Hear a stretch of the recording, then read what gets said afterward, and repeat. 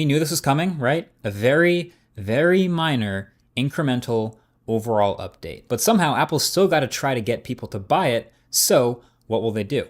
So iPhone 16 looks very much like iPhone 15, but there's some new colors, as you can pretty much always count on. This year it's ultramarine, which is kind of this indigo, pretty sick, teal, pink, black, and white.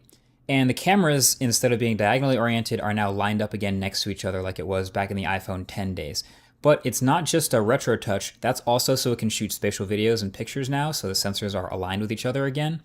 But then everything else, the rounded corners, the size of the regular phone and the Plus phone, the speakers, the antenna lines, everything just basically the same. Not much new going on here. Inside, they bumped it up from the A16 Bionic to a new A18, so there's some solid performance improvements in the 20 to 30% range, better ray tracing, and a 2 times faster neural engine and 8 gigs of RAM for all that Apple Intelligence stuff.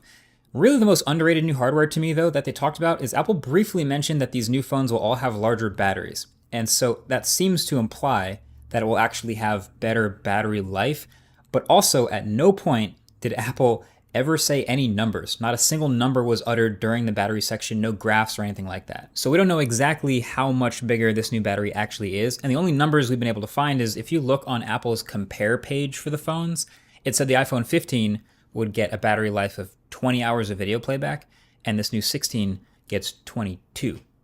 So I'm going to be putting these through the paces. You already know if you want to get subscribed to be among the first to see the full review, that's when we'll be able to figure out if it's actually a significant improvement in battery in other ways. But as of right now, better battery, sure. And then I never thought I'd say this sentence again, but this new iPhone has 2 new buttons. So first of all, it gets the action button from last year's Pro. So now you can do the exact same customized shortcuts from a flashlight or Shazam to a Siri shortcut or whatever you want. And then there's also another new button called Camera Control. And this second button, it's a touch-sensitive cutout covered in sapphire with a Taptic engine behind it. Now it does actually move, it is an actual button, just to be clear, but just like the trackpad on a lot of modern laptops, the vibration motor clicks to also make a half press feel like you're clicking a 2-stage button, like a camera shutter button. And it is also very convincing. So the magic of this camera control area, is what they're calling it, is that it is pressure sensitive and it's basically a tiny trackpad on the corner of the phone. It's capacitive sensitive, so you can swipe and do gestures along the corner of the phone. And so Apple's decided everything that this button will do will be camera related. So if you press it from the lock screen, it opens the camera app. And then when you're in, you can click it again to take a photo or long press to start taking a short video.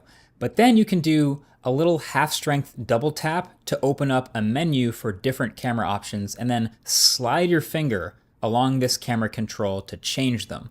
So, it takes some getting used to. You got to get used to the placement of your hand and how fast you swipe, but once you kind of know what you're doing, it feels pretty smooth and it's pretty sensitive and intuitive. So this is all a bunch of functionality that's being added basically into Apple's camera app, but Apple's also said that third-party apps that use the camera will also be able to take advantage of the camera control. So Snapchat, Instagram, Halide, etc., they'll be able to also use the slider.